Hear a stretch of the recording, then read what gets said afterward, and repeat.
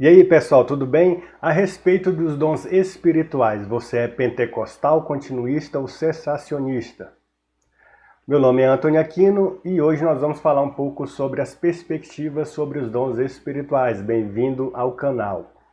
Gente, a Bíblia fala sobre dons espirituais? Sim, a Bíblia fala sobre dons espirituais. Há várias passagens mencionando e listando os dons espirituais. Mas o que é um dom espiritual? O dom espiritual é uma capacitação, ele é um presente, um talento concedido pelo Espírito Santo conforme a sua vontade, a vontade do Espírito Santo. Isso você pode confirmar na carta de Paulo aos Coríntios, capítulo 12, versículo 8. Então, quais são as passagens bíblicas sobre os dons espirituais? Você pode encontrar essas passagens em vários locais. Você tem uma lista aqui em Romanos 12, você tem uma outra lista lá em 1 Coríntios, capítulo 12, você tem mais um pouco em 1 Coríntios, capítulo 12, no versículo 28, você tem outra lista na carta de Paulo aos Efésios, capítulo 4, você tem também mais uma menção aos dons espirituais na carta do apóstolo Pedro, capítulo 4. Então a questão é a seguinte, se a Bíblia fala dos dons espirituais, qual que é o motivo das divergências? Nem todo mundo pensa igual a respeito da atuação dos dons espirituais hoje, nos dias atuais. Essas divergências surgem em torno da atuação dos dons extraordinários, aqueles fora do comum, os dons miraculosos, por exemplo, os dons de línguas, dons de cura e profecia. Então, quais são as perspectivas, as visões ou pontos de vista mais comuns a respeito dos dons espirituais? Você vai ter o pentecostalismo e o continuismo, acreditando que os dons extraordinários continuam hoje. Do outro lado, você vai ter o cessacionismo, dizendo que os dons extraordinários não continuam hoje. Lembrando que cada perspectiva tem os seus argumentos bíblicos. Você vai ter argumentos bíblicos para defender o pentecostalismo, o continuismo e o cessacionismo. Agora esclarecendo algumas diferenças aqui. Qual que é a diferença entre o pentecostalismo e o continuismo? Para isso eu vou pedir ajuda aqui da Declaração de Fé das Assembleias de Deus, o documento oficial a respeito das doutrinas cridas pela Assembleia de Deus. Então, o pentecostalismo vai dizer que há uma coisa chamada batismo com o Espírito Santo. O pentecostalismo crê no batismo com o Espírito Santo sendo uma experiência espiritual que ocorre após ou junto à regeneração, sendo acompanhada da evidência física inicial do falar em outras línguas. Ou seja, após ou durante a regeneração, que é o novo nascimento, que é uma operação sobrenatural que o Espírito Santo faz na vida da pessoa, que é o famoso nascer de novo, morrer para o velho homem e se tornar uma nova criatura. Então, após isso, a pessoa ela recebe o Espírito Santo, essa capacitação, esse revestimento do Espírito Santo que é marcada, autenticada com o falar em outras línguas. Então, para você ser batizado com o Espírito Santo, você precisa falar em línguas. Qual que é o objetivo do batismo com o Espírito Santo? Ainda de acordo com o documento, seria o seguinte, receber poder espiritual para realizar a obra da expansão do evangelho em todo mundo, ou seja, aqui está falando de evangelismo, para uma vida cristã vitoriosa também, ou seja, você vai viver uma vida mais bem-sucedida diante de Deus. Aqui eu não estou falando de teologia da prosperidade, mas vai viver uma vida piedosa, longe do pecado e buscando ao Senhor. E também você recebe poder espiritual para viver uma vida com adoração mais profunda diante de Deus. Então, isso é a visão pentecostal a respeito dos dons espirituais.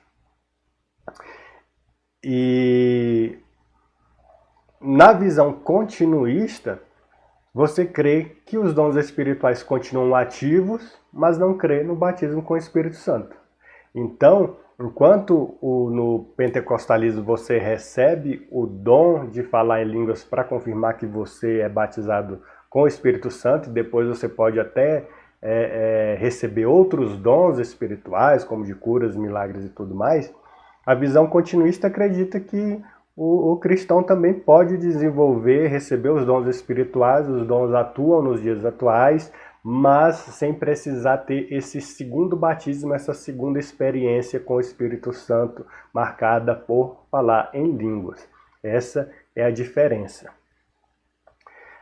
Há um adendo aqui interessante e importante, é que tanto na visão continuista quanto na visão cessacionista, que eu vou explicar no próximo slide, para você realizar essa obra da expansão do Evangelho, levar uma vida cristã vitoriosa, adorar a Deus mais profundamente, na visão continuista e cessacionista, você pode sim levar essa vida sem precisar passar pelo batismo com o Espírito Santo, porque você já tem o Espírito Santo, todo cristão tem o Espírito Santo. Então é preciso fazer essa distinção aí, esse esclarecimento. Então, e agora como que é a visão cessacionista? O que é que o cessacionismo ensina? Ele acredita que os dons espirituais cessaram por alguns motivos. Eu coloquei aqui 2 motivos mais comuns de serem encontrados nessa visão. A primeira é que os dons cessaram com a formação do texto bíblico. Então os dons espirituais eles serviram para autenticar a autoridade e mensagem dos apóstolos naquela época de formação do texto bíblico. Então os dons extraordinários não precisam mais serem atuantes hoje porque eles já cumpriram seu propósito naquela época. Já temos o texto bíblico formado, completo, 66 livros. Nós não temos mais novas revelações, profecias e textos inspirados para compor os 66 livros da Bíblia. O outro motivo da visão cessacionista é a falta de evidências. Aí você pode perguntar, mas as pessoas não estão falando com o dom de línguas por aí em outras igrejas e as pessoas não estão realizando milagres aí? Então, veja bem. Na visão cessacionista, os dons não se manifestam hoje conforme eles são apresentados no Novo Testamento.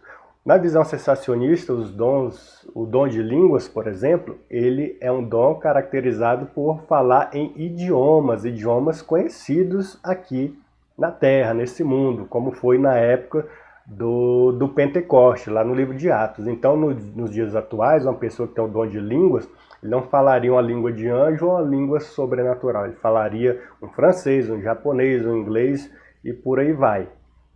E não é isso que é visto mais comumente nas igrejas hoje.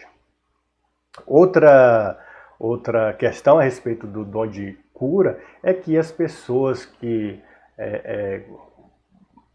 alegam ter esse dom de cura hoje, não curam como seria na época do Novo Testamento. Por exemplo, uma pessoa que teria o dom de cura como era no Novo Testamento, ela poderia ir nos hospitais hoje e sair orando e curando vários enfermos, eles serem curados de Covid, por exemplo, eles poderiam estar aí curando várias pessoas nessa pandemia, mas não é isso que acontece, é algo que depende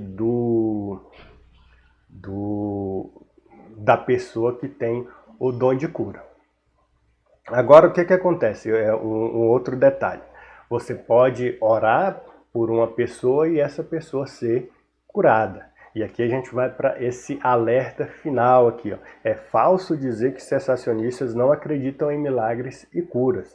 Por quê? Cessacionistas acreditam em milagres e curas, pois Deus pode agir sobrenaturalmente para cumprir os seus propósitos. Deus ainda faz milagres.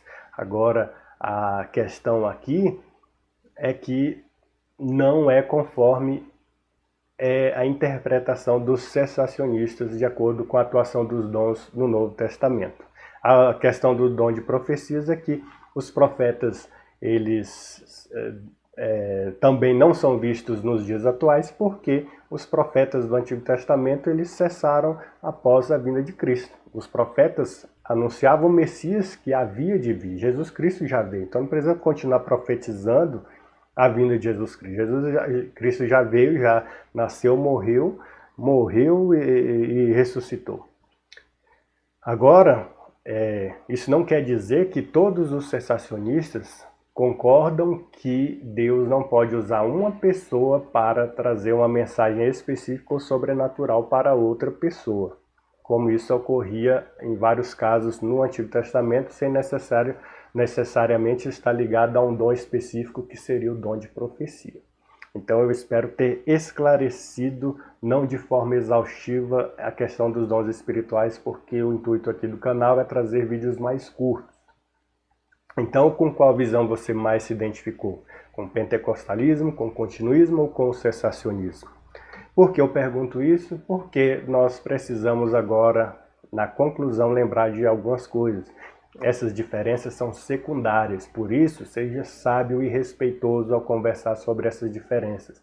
Esse é um ponto bem delicado, um ponto que gera muitos debates calorosos e às vezes as pessoas faltam com respeito quando lidam com o diferente. Nós precisamos lembrar que a salvação não depende de nenhuma dessas posições. Você não precisa ser pentecostal, continuista ou cessacionista para ser salvo. Basta você se arrepender dos seus pecados, crendo em Jesus Cristo. E, claro, serve para qualquer uma dessas posições um último incentivo, seja cheio do Espírito Santo. A pessoa cheia do Espírito Santo vai demonstrar os frutos, ou o fruto, dependendo da interpretação, do Espírito Santo. Então a pessoa vai ver o Espírito Santo transformando o caráter da pessoa. Isso vai afetar a forma como ela lida com a sua família, né? Na questão com o esposo com a esposa, os pais com os filhos com os pais, como que você lida com os irmãos. Então ser cheio do Espírito Santo é levar uma vida diante de Deus, uma vida piedosa, amando a Deus acima de todas as coisas e amando o próximo como a si mesmo. Isso você pode conferir lá na carta de Paulo aos Efésios. Então, um grande abraço, deixa suas dúvidas aí nos comentários, se gostou, compartilha, porque muita gente tem dúvida a respeito desse tema, inclusive pastores tinham e têm essas dúvidas, mas está aí um vídeo para ajudar a tirar essas dúvidas. Um grande abraço e até mais.